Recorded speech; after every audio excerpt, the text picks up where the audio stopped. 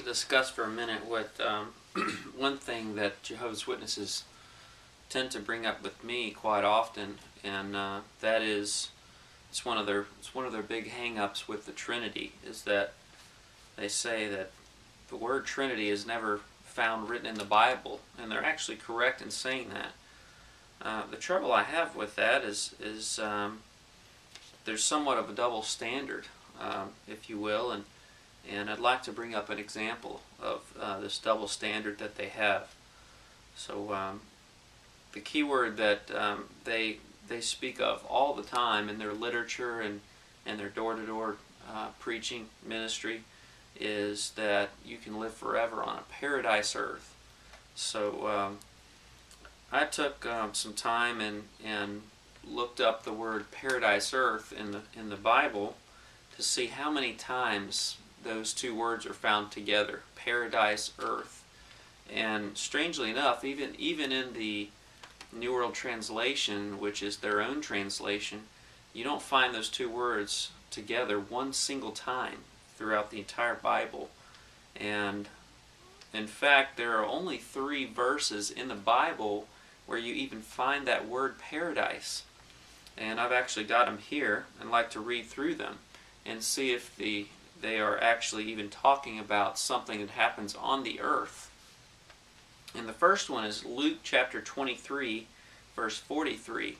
This is where Jesus was hanging on the cross, and he was next to the criminal who told Jesus to remember him when he got into his kingdom.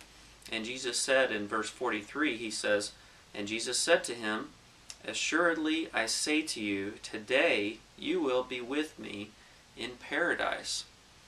Well, if Jesus meant paradise earth, and he was going to be dead that day, then, well, what's wrong with that? That doesn't seem to make very much sense. What makes the most sense here is that he was telling the criminal that he would be with Jesus in heaven today. The second passage that talks about it is 2 Corinthians chapter 12. It's verse number 4. When we go to that verse, 2 Corinthians 12:4, and it's where Paul is talking about someone that he knew in Christ who was caught up to heaven. Here's what it says, starting with verse 2. "I know a man in Christ who 14 years ago, whether in the body I do not know, or whether out of the body I do not know, God knows. Such a one was caught up to the 3rd heaven." Let me skip on down to verse 4. "How he was caught up into paradise, and heard inexpressible words, which it is not lawful for a man to utter." So it says that he was caught up to the 3rd heaven, and in the very next verse it says he was caught up into paradise, which obviously those are synonymous terms. Heaven and paradise are synonyms, and that's the context of what that verse is addressing. And the next, the last place that I've found in the Bible is in Revelations. It's Revelations chapter 2 and verse 7, and here's what it says.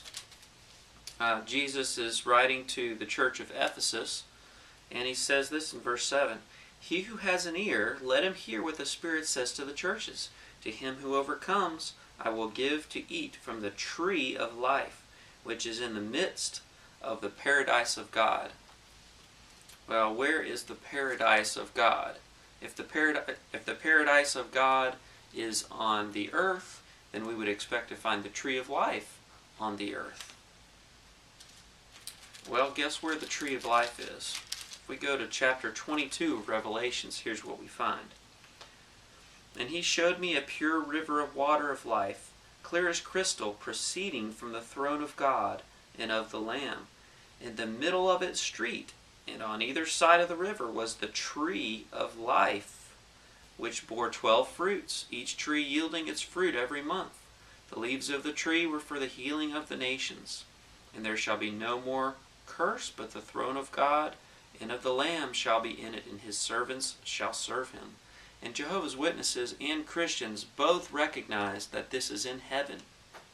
So the tree of life is in the midst of the paradise of God, and the paradise of God is where? It is in heaven.